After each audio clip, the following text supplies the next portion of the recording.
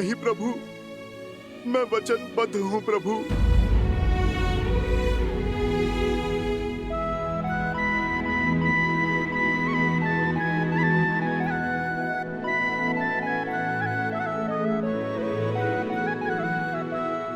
मैं तुम्हें वचन तोड़ने के लिए बात ही नहीं करूंगा हनुमान। लगता है एक राम भक्त को दूसरे राम भक्त से अधिक मोह हो गया है, या कदाचित भक्त के मन में भी विद्रोह ने जन्म ले लिया। क्षमा कर दीजिए भगवान वाल्मीकि, अब मुझे आपका वचन तोड़ना होगा। मुझे हर पाप का दंश स्वीकार है, किंतु पिता के हाथों पुत्र की मृत्यु होते देखने का महापाप नहीं।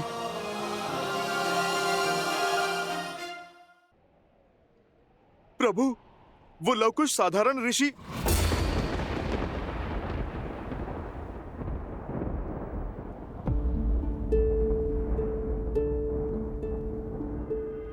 मैं सब समझ गया, अब और कुछ कहने की आवश्यकता नहीं है। वचन से बंधे हो इसलिए अब तक मौन थे, तो अब भी कुछ मत कहो हनुमान। इस संसार में वचन से बड़ा और कुछ नहीं। किंतु प्रभु, आपका जानना आवश्यक है। प्रभु, वो बालक यहाँ है, हम लौट आए।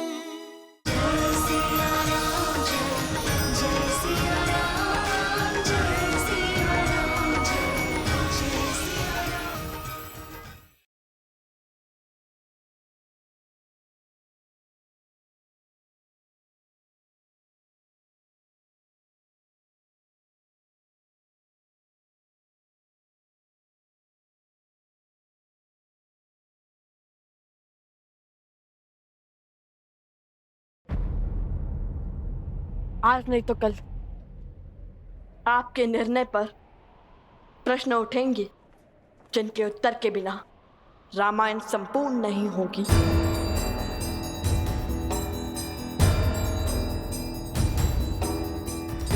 इस प्रश्न का उत्तर सीता के त्याग का केवल यही पीढ़ी नहीं, आने वाली हर पीढ़ी आभार मानेगी।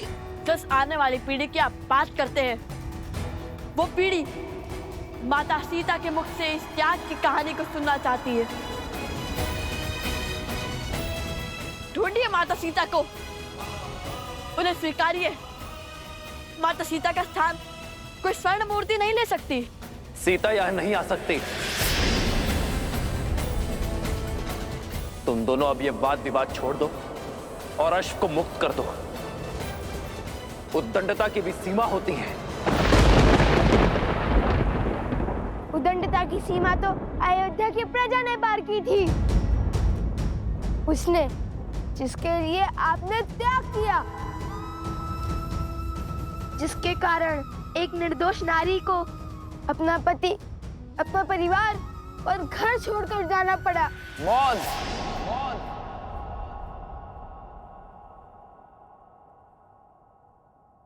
अश्व दो, अश्व दो, या फिर युद्ध के लिए सज्ज हो जाओ।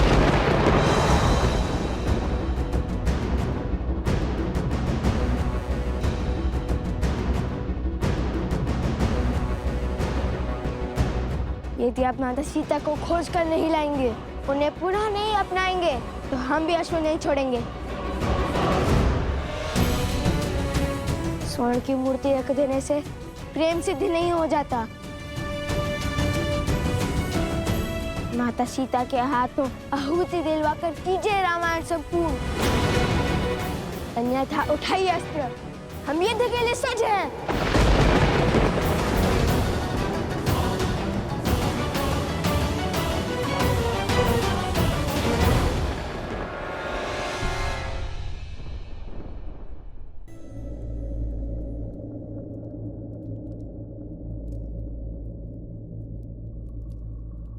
लवकुश अब तक नहीं आए। ऐसा क्या खोज रहे हैं रामायण में? सोम, तुम भोजन करो, मैं उन्हें लेकर आती हूँ। नहीं माता, आप। मैं शीघ्र ही लौट आऊंगी। तब तक तुम भोजन का आनंद लो। और हाँ, भोजन समाप्त किए बिना उठना नहीं। तब तक मैं उन दोनों की सुध लेकर आती हूँ। ये किस संकट में फंस गया?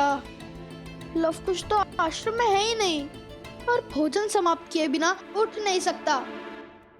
कहिए श्री राम, खोजेंगे हमारे साथ माता सीता को, रखेंगे स्वर्ण प्रतिमा के स्थान पर स्वयं माता सीता को।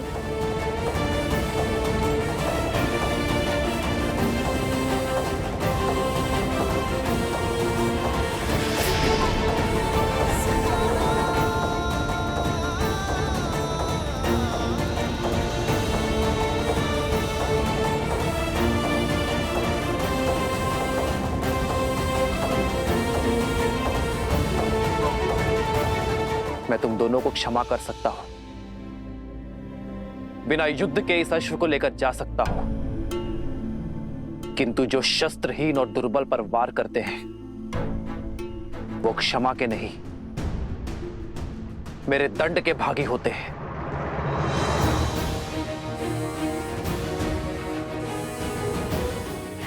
क्या? शस्त्रहीन और दुर्बल? हमने कभी ऐसा पाप नहीं किया। किसकी बात कर रहे हैं आप? संदेह था मुझे, परंतु विश्वास का पलड़ा अधिक भारी था मेरे मन में कि वो दिव्य ऋषि कुमार ऐसा नहीं करेंगे। परंतु कथनी और करनी में अंतर दिख रहा है मुझे। मैं तुम्हारे पाप का दृश्य देखकर आया हूं। लज्जा से नेत्र झुक गए मेरे। अपनी शक्ति का प्रदर्शन करने के लिए तुम दोनों ने पूरे गांव को भस्म कर दिया।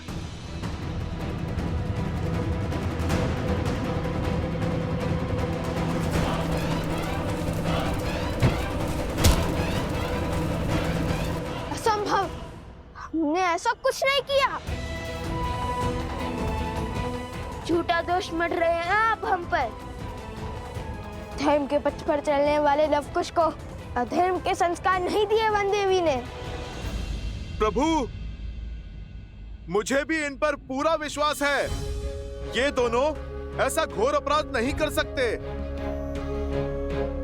इनके चरित्र और संस्कार ऐसे नहीं है प्रभु।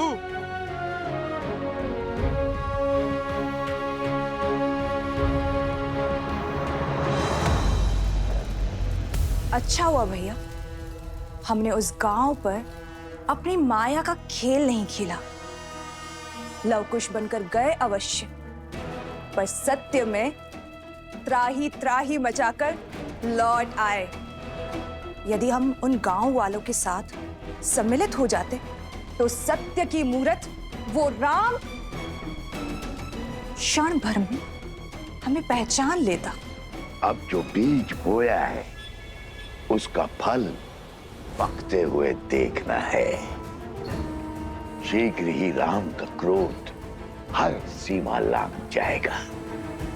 और कहते हैं ना, क्रोध विवेक का शत्रु होता है। श्री राम, आपको अवश्य ही कोई अनुचित सूचना मिली है। यदि यह विश्वास है, अब भी हमारे से धड़ से अलग कर दीजिए। आपसे जीतना तो वैसे भी असंभव है हमारे लिए। किंतु माता सीता के सम्मान के लिए यह युद्ध अंतिम श्वास तक लड़ेंगे हम।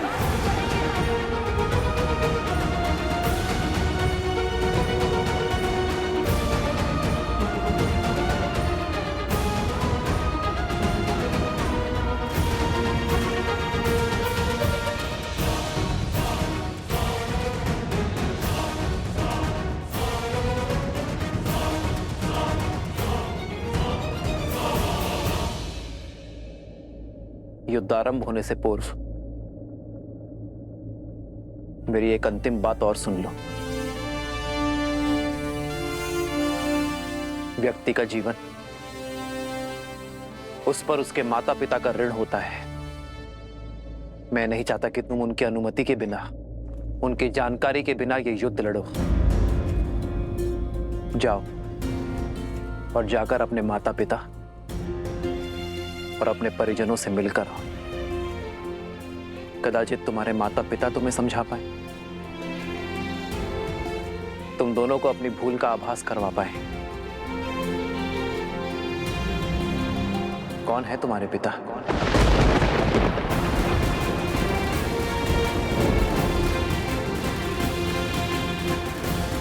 लवकुश मेरे ही पुत्र है, श्री राम के तने हैं, रघुकुल के वंशज हैं।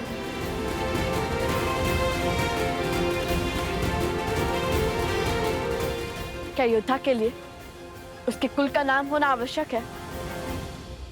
हमारी माता ही हमारे पिता हैं।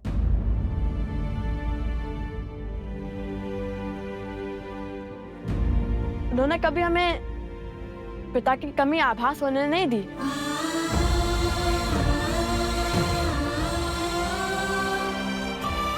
मैं किसी के कुल पर प्रश्न नहीं उठा रहा,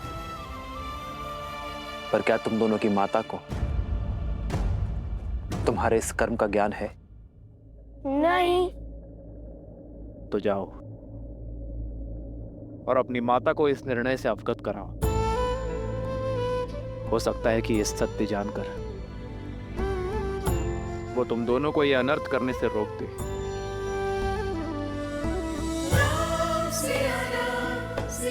जाओ बालकों।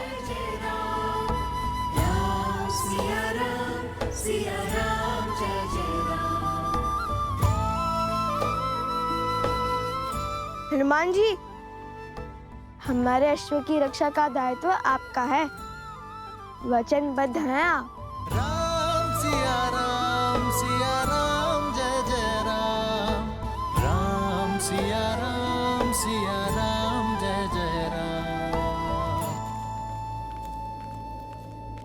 हे महादेव, कोई चमत्कार दिखाइए। सीता माता को सत्य से अवगत करवाइए। जितना मैंने लवकुश को जाना है, वो पीछे हटने वाले नहीं हैं।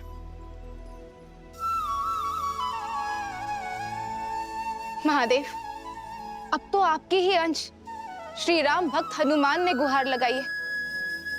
आप तो नियति का खेल बदल सकते हैं ना। सीता को सत्य का ज्ञात कराइए, अन्यथा एक पिता अपने पुत्रों के अंत का कारण बन जाएगा। ये तो आप भी जानते हैं ना कि लव और कुश श्री राम से नहीं जीत पाएंगे। यदि ये युद्ध हुआ तो श्रीराम लवकुश को मार देंगे। महादेव, आप मौन क्यों हैं? कुछ कीजिए महादेव।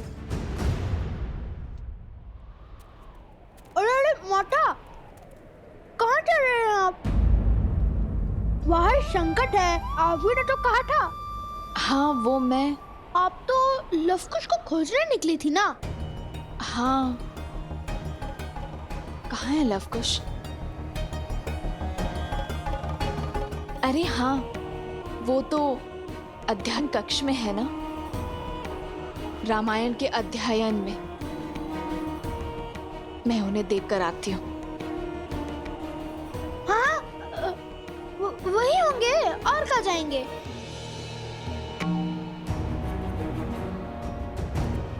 कह तो दिया, किंतु वो अध्ययन कक्ष में आएंगे कैसे? आज हर भेद खुल जाएगा।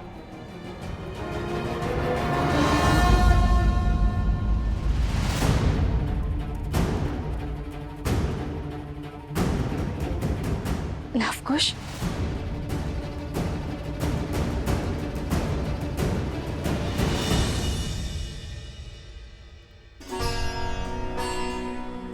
मारे गए।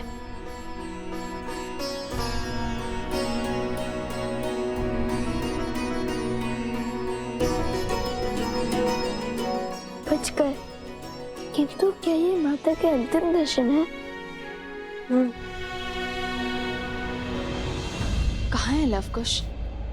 अरे हाँ, वो तो अध्ययन कक्ष में है ना, मैं उन्हें देखकर आती हूँ।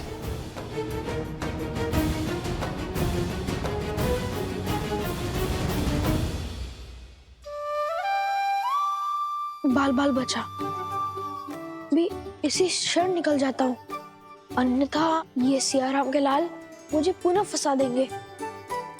क्या बात है, आज इस समय रामायण अध्ययन का विचार कैसे आया? रामायण रामायण तो एक भाव है माता, कभी भी खर कर जाता है। मन में जो प्रश्न व्याकुल किए हुए थे, उन्हें का उत्तर ढूंढ रहे थे। कैसा प्रश्न?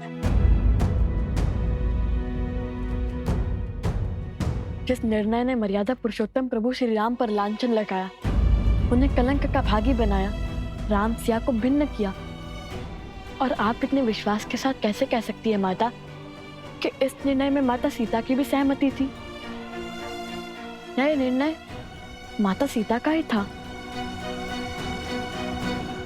राम सीता का त्याग नहीं कर सकता।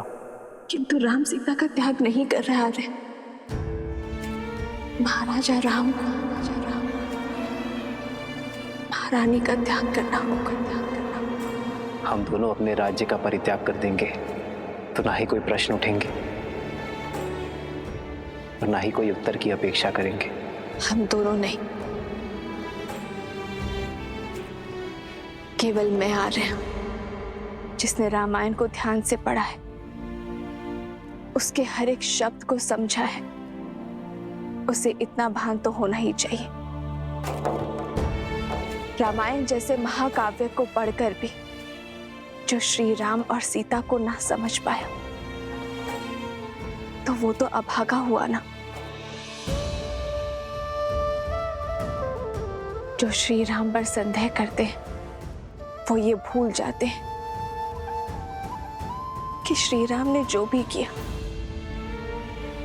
वो अपने दायित्व के निर्वहन के लिए किया, एक राजा होने का कर्तव्य निभाने के लिए किया। सिया राम एक दूसरे से दूर हुए तो समाज के कल्याण के लिए, जैसे जब पहली बार उन दोनों का साथ छूटा, तब संसार ने रावण जैसे पापी दुष्ट से मुक्ति पाई। और यदि इस बार उन दोनों ने अलग होने का निर्णय लिया है, तो इस धरती से रावण रूपी सोच का अंत करने के लिए लिया है। इस संसार में स्त्रियों और पुरुषों का स्थान एक समान करने के लिए किया है। अलग हुए नारियों को समान अधिकार दिलाने के लिए। जो रामायण की पवित्रता पर संदेह करते हैं वो अभागे हैं, अबोध है। उन्हें श्री राम के संपूर्ण अयान को समझने की आवश्यकता है, जो समय आने पर स्वयं ज्ञात हो ही जाएगा। कदाचित आप उचित कह रही हैं माता। तो क्या आपके कथन का अर्थ है कि माता सीता और प्रभु श्री राम अब कभी नहीं मिलेंगे?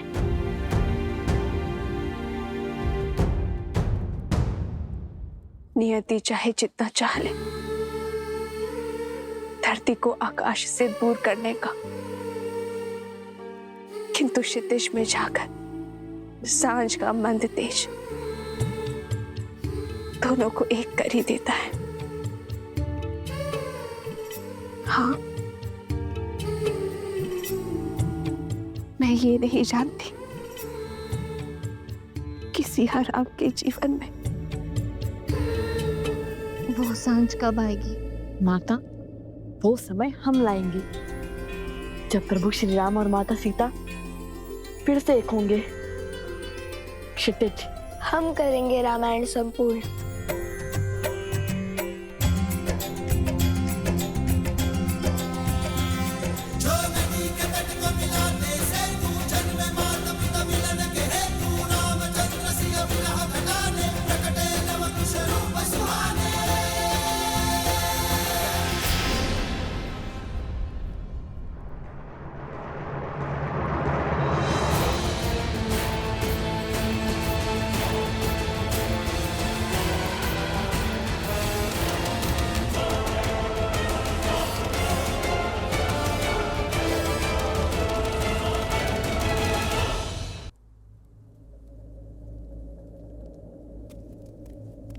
नहीं, मैं पुनः आश्रम वासियों के प्राण संकट में नहीं डाल सकती। मुझे अकेले ही जाना होगा।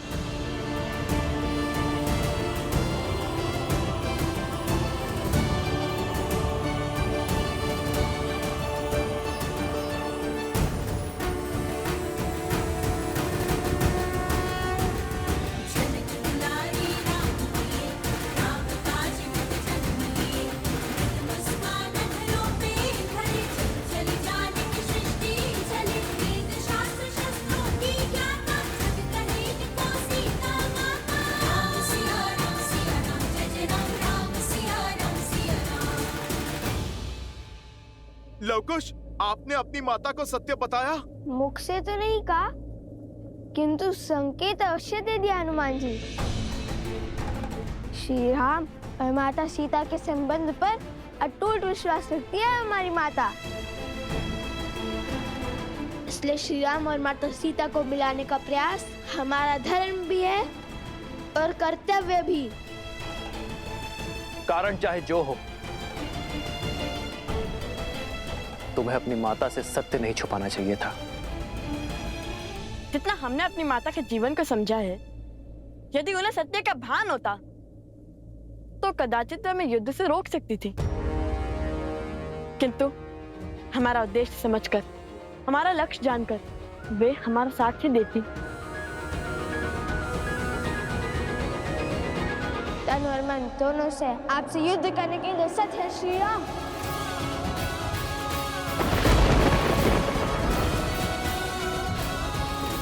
अश्व पकड़कर जो चुनौती ली है उससे पीछे नहीं हटेंगे लवकुश।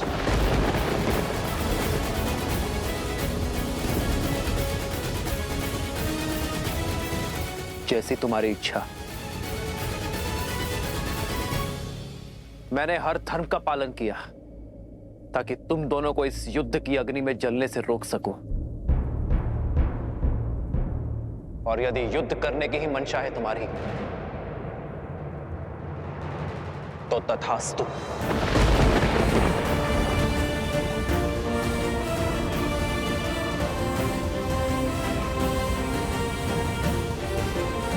माता, कहाँ कहाँ हैं आप? पुत्र और पिता दोनों एक दूसरे पर शस्त्र तानने को तत्पर हैं। आ जाइए माता और रोक लीजिए इस विनाश को।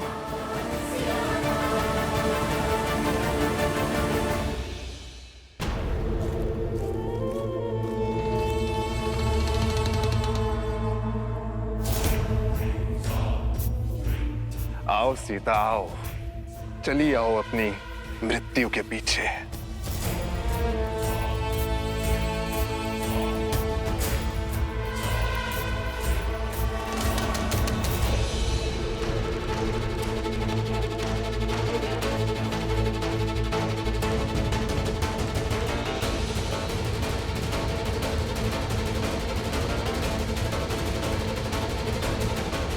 ये भक्षण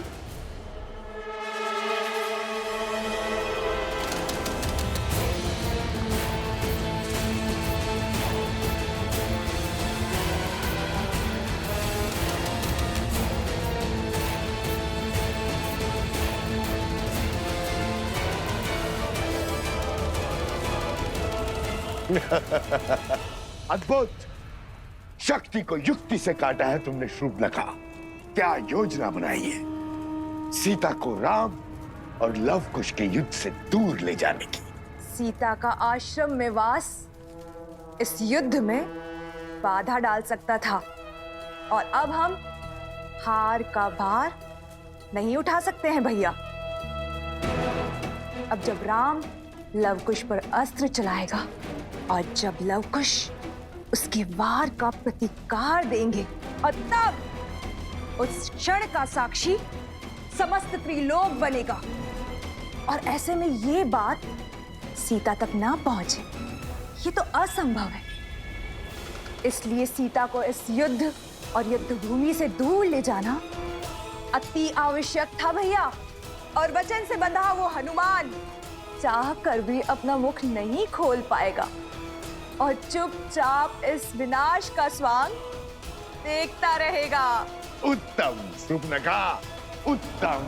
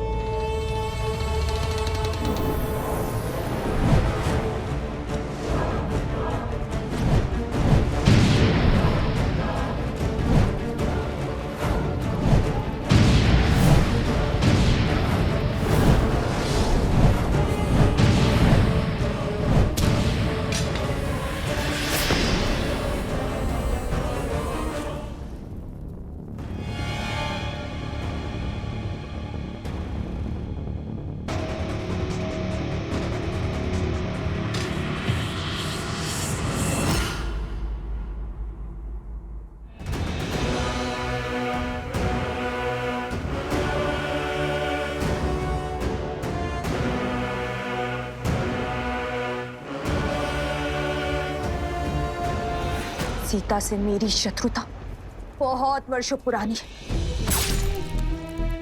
बहुत गहरे घाव दिए हैं उसने मुझे।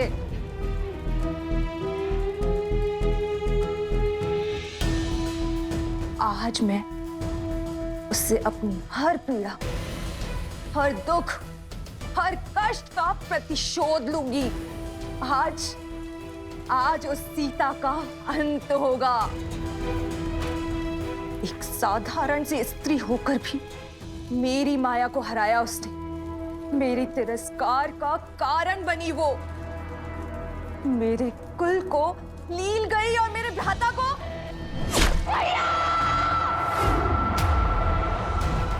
और मेरे भ्राता का काल बनी। किंतु आज मैं उन सब का प्रतिशोध लूंगी। आज उसकी मृत्यु के साथ हमारी इस शत्रुता के अध्याय का भी अंत होगा।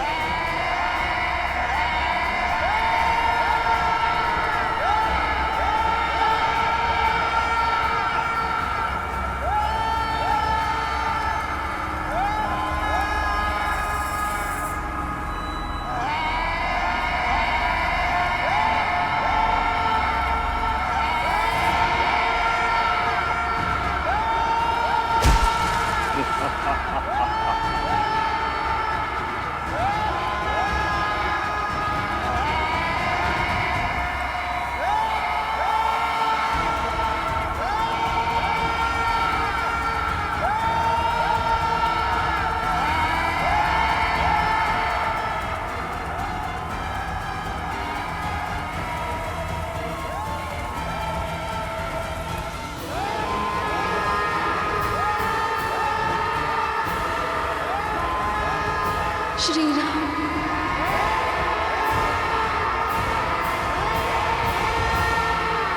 आज हमारी चाल केवल राम सिया की नहीं बल्कि समस्त रघुवंश का अंत कर देगी।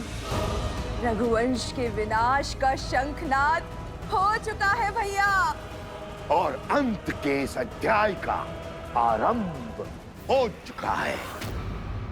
रघुकुल ने सदा ही ऋषि मुनियों के हर कार्य को सिद्ध किया है, उनके पूजा पाठ को सुरक्षा का कवच दिया है।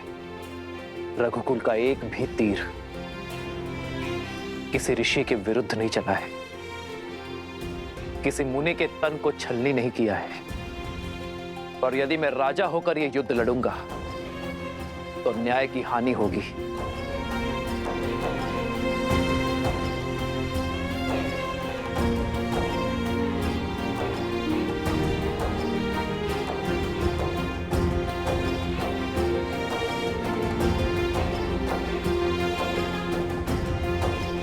प्रभु, ये क्या कर रहे हैं आप?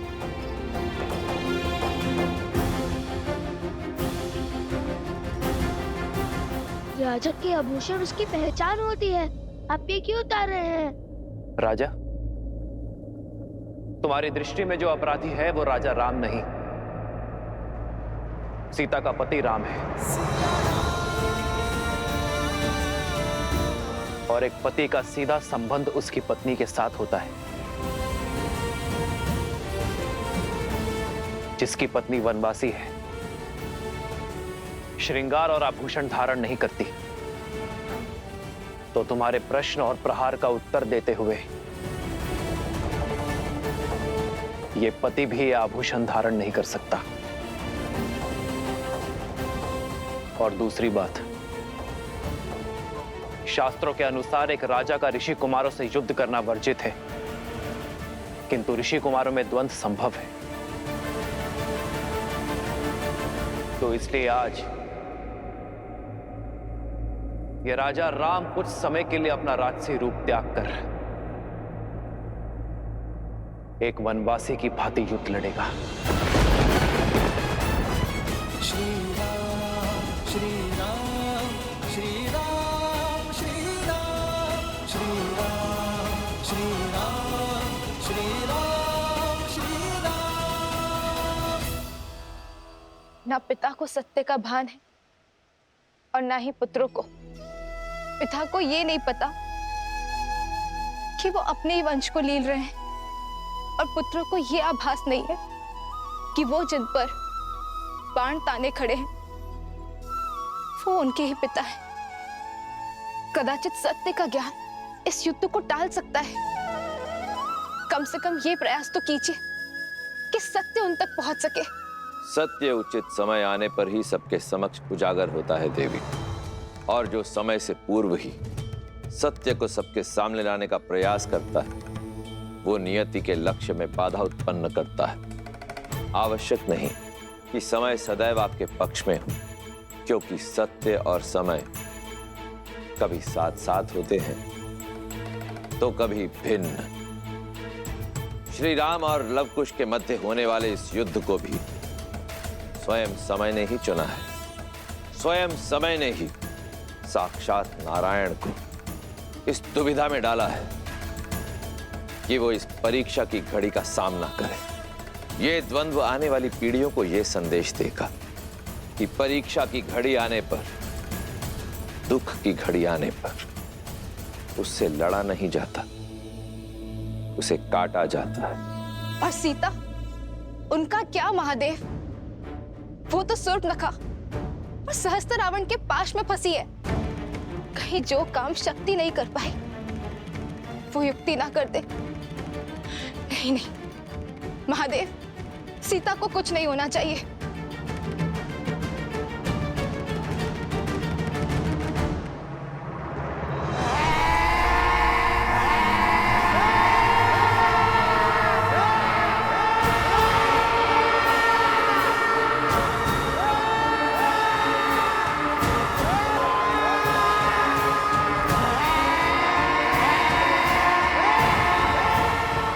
अरे, अभी से भयभीत हो गई तुम सीता? अभी तक तो तुमने विध्वंस का दंश झेला ही नहीं है।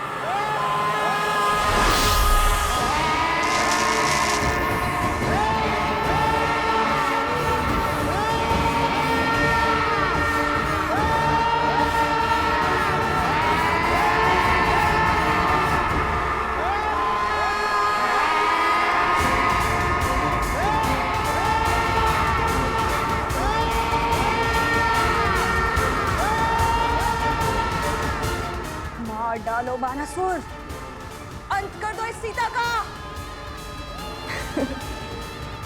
इसके साथ ही रामायण की गाथा और उसकी संपूर्णता की कथा का अंत हो जाएगा भैया।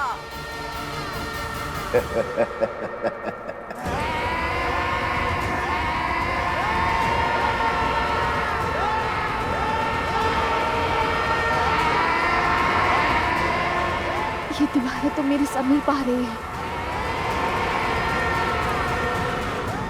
हे गौरी माँ, मुझे अपनी शरण दे, मेरी सहायता कीजिए गौरी माँ।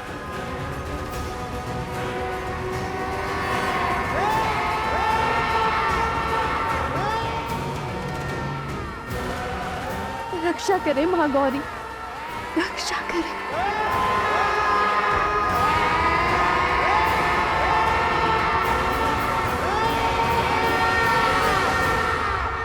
महादेव, महादेव, अब मेरी पुकार हो रही है।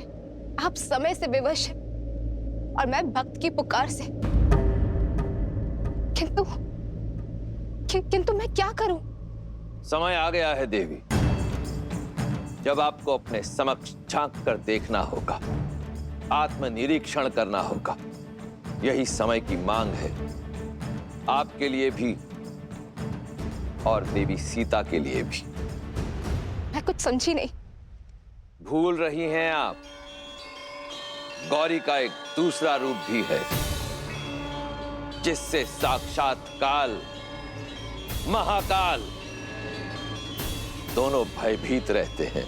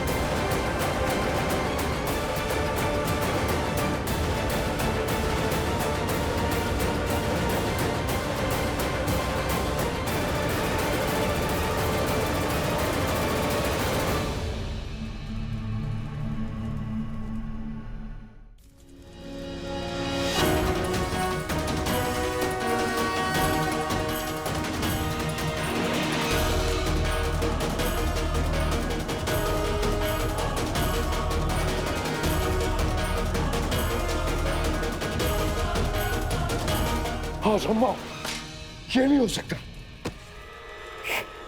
ये नहीं हो सकता।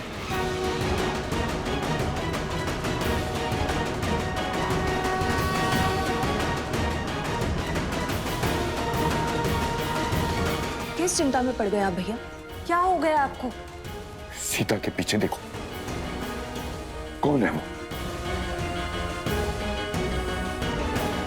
कहीं कोई नहीं है भैया।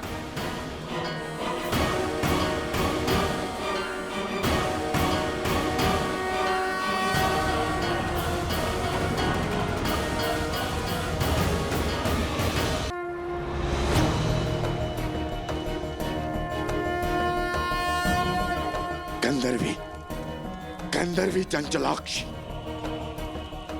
मर चुकी है वो। फिर यहाँ कैसे? ये कैसी माया है? गंधर्वी चंचलाक्षी? कौन है ये? क्या हो रहा है आपको भैया? भैया, किसकी बात कर रहे हैं आप? कौन है ये, मुझे बताइए भैया।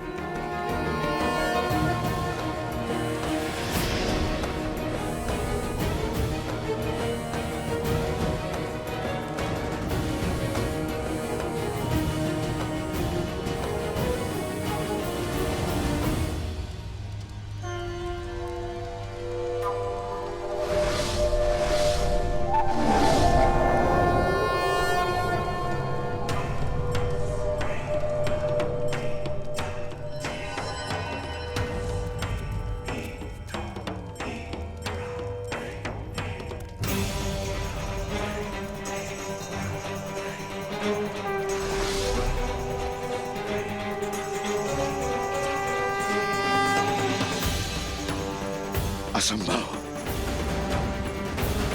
चंचलाक्षी लौट कर नहीं आ सकती। नहीं। क्या हुआ? श्री राम रुक क्यों गए? हम पर प्रहार क्यों नहीं कर रहे हैं? कदाचित वो हमारे प्रहार करने की प्रतीक्षा कर रहे होंगे। तो चलिए भैया, माता का नाम लेकर भौमास्त्र से युद्ध आरंभ करते हैं। भूमि देवी की शक्ति हमारे साथ होगी। सच और सोच का द्वंद्व अनोखा, राम विरुद्ध है राम के नंदन, मोड़ अनोखा आया है कैसा, युद्ध न जाए भौमास्त्र। पिता चाहे रघुकुल का मान, सूत चाहे सीता सम्मान। ये क्या कर बैठे लवकुश? भौमास्त्र की काट तो ब्रह्मशिरा अस्त्र है, और यदि प्रभु ने ब्रह्मशिरा का आवाहन किया तो लवकुश का ही नहीं, बहुत से जीवों का संहार होगा।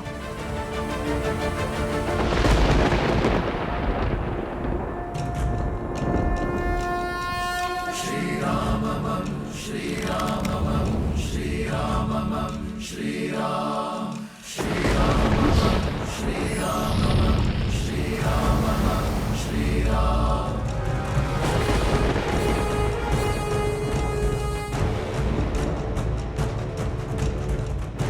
एक क्षण भैया, यदि श्री राम ने भौमास्त्र के विरुद्ध ब्रह्मशिरा अस्त्र का उपयोग किया तो हमारे पास उसका काट भी नहीं है। वो निर्णय उनका है।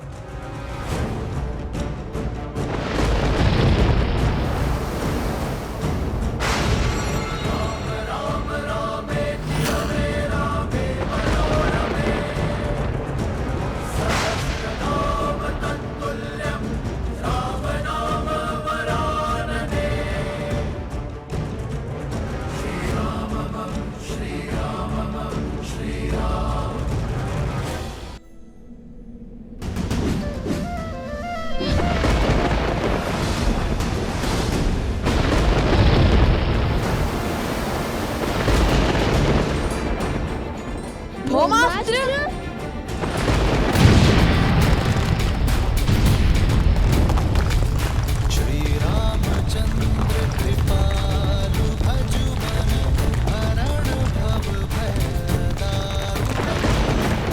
महाराज के आगे अस्त्र की शक्ति नहीं, धर्म की शक्ति चलती है।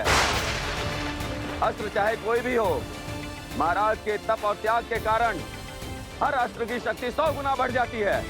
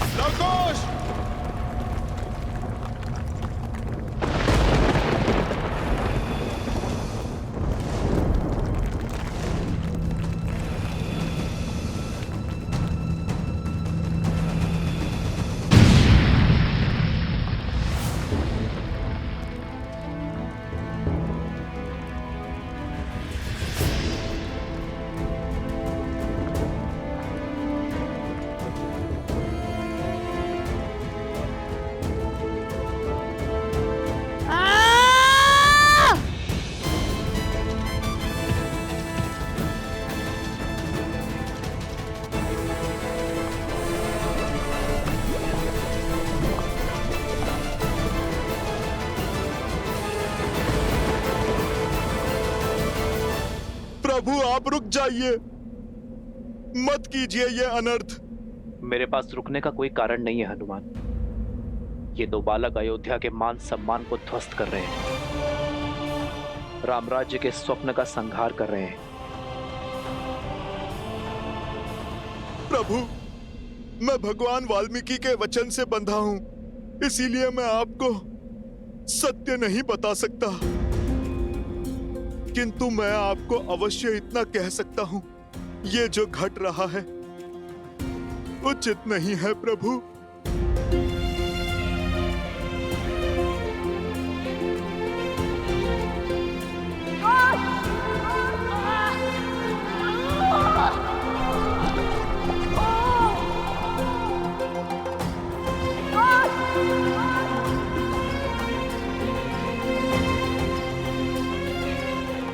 तुम ठीक कह रहे हो हनुमान, जो हो रहा है उचित नहीं हो रहा है, किंतु मैंने लव कुश को अनेकों अवसर दिए। मैं नहीं जानता भविष्य के गर्भ में क्या छुपा है। मैं नहीं जानता कि लव कुश के भाग्य में जीवन है या मृत्यु, किंतु ये इनके स्वयं के कर्म है, जिसका फल उन्हें भोगना ही होगा।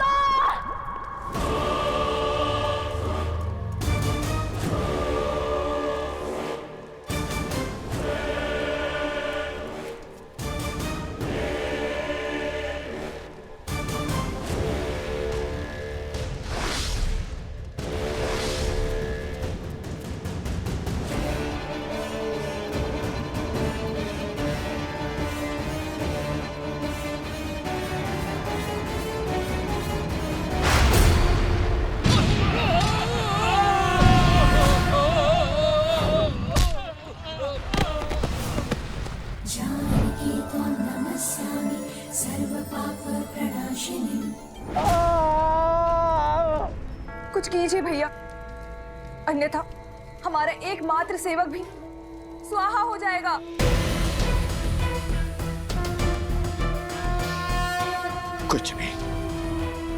कुछ नहीं कर सकता मैं। ये चंचलाक्षी है। क्या हुआ है आपको भैया? कौन है ये चंचलाक्षी? कैसे जानते हैं आप इसे? क्या नाता है आपका उससे? बताइए भैया, उत्तर दीजिए भैया। कौन है ये चंचलाक्षी? क्या हो रहा है आपको भैया? भैया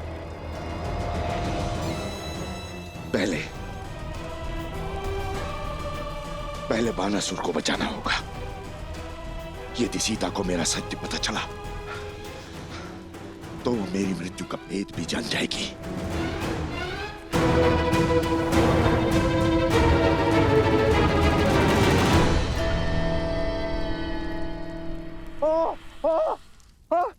महाराज बचाइए, बचाइए महाराज। माता, माता।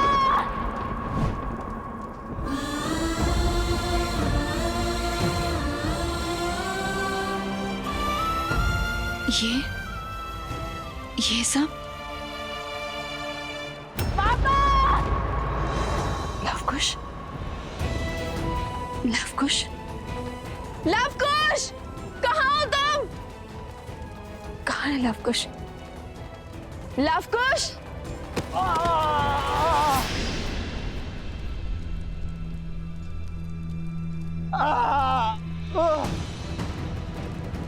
ये अवश्य इन असुर की कोई माया थी।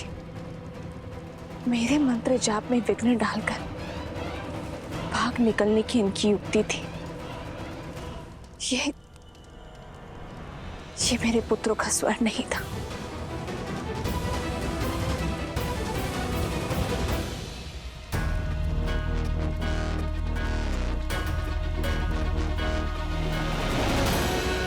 रुक जाओ दुष्ट!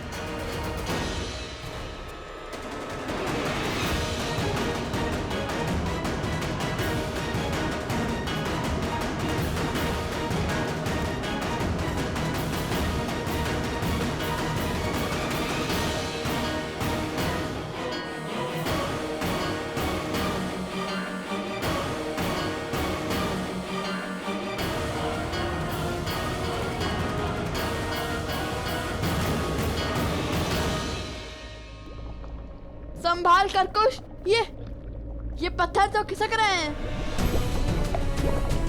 हमें इस पास से बाहर निकलने का कोई न कोई मार्ग ढूंढना होगा। हमें माता का नाम लेकर अपने जीवन को दांव पर लगाकर ना ये अंतिम बार करना होगा। जीवन को बचाने का प्रयास करना होगा। और यदि ये लावा हम पर गिरा या पत्थर निकले तो हमारी मृत्यु निश्चित है।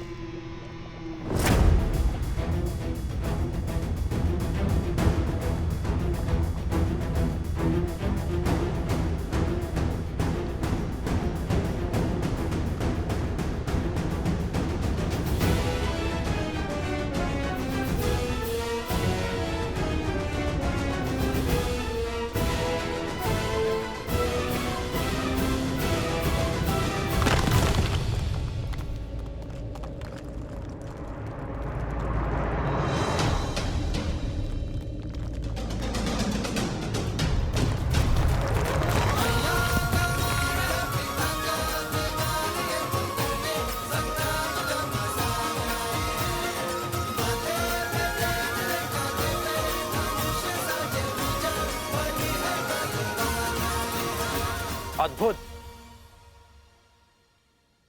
मैं जानता था तुम दोनों अवश्य लौटोगे। तो बताओ, मृत्यु के इतना समीप जाने के बाद क्या इच्छा है तुम्हारी? क्या आप भी मुझसे युद्ध करोगे? क्या समर्पण करोगे? बालकों, मान जाओ प्रभु की बात। स्वीकार कर लो प्रभु का ये अवसर, स्वीकार कर लो। जब श्री राम और राजानुज लक्ष्मण को ऐरावत उठाकर ले गया था, जब आपको कोई मार्ग नहीं सूझ रहा था, तब क्या आपने पीछे हटने का विचार किया था? जब मेघनाथ ने लक्ष्मण जी को घायल किया था, तब आपने पीछे हटने का सोचा था?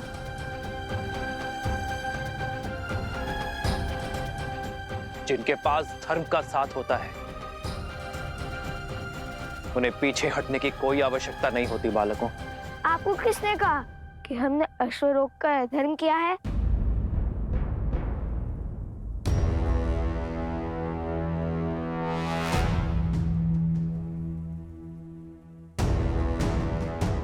ये अश्वमेध का अश्व है, जो धर्मात्मा महाराज कौशल नरेश अयोध्यापति श्री राम की संपत्ति है और मर्यादा और धर्म की गति का प्रतीक है।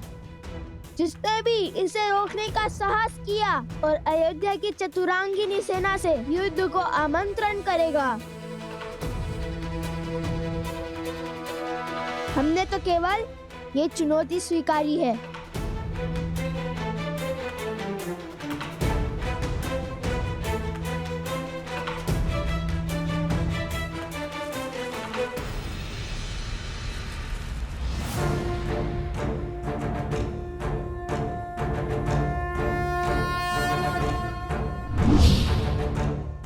यदि चुनौती ली है तो उसे पूर्ण करने के लिए सच हो जाओ।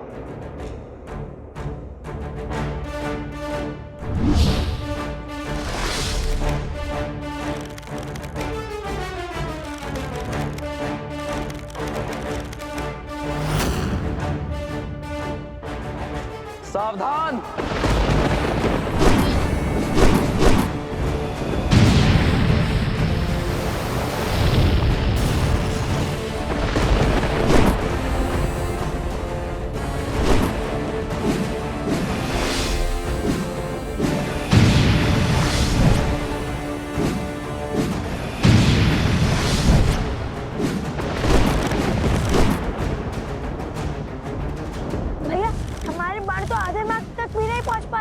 प्रयास करते रहो कुश।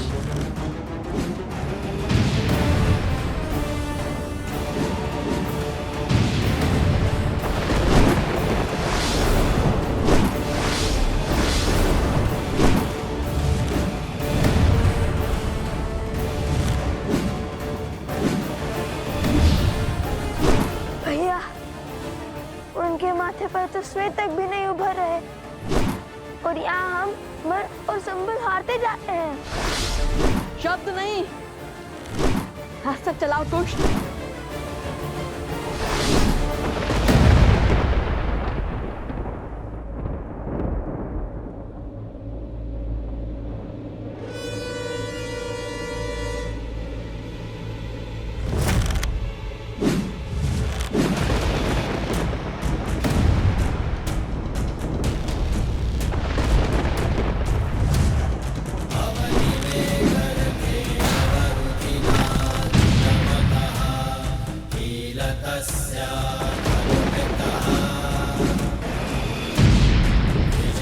किशोर अवस्था में ये बालक श्री राम के सामने खड़े हैं, उन श्री राम के सामने जिनके आगे रावण और बाली जैसे महाबली नहीं टिक पाए।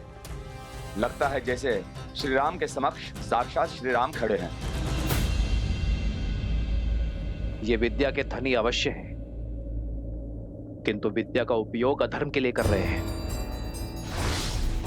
ये विद्या राष्ट्र की भलाई, देश के विकास के काम आनी चाहिए थी, किंतु उन्होंने बुराई का पथ चुना है, और बुराई चाहे जितनी बलशाली हो, अंत में हारती ही है।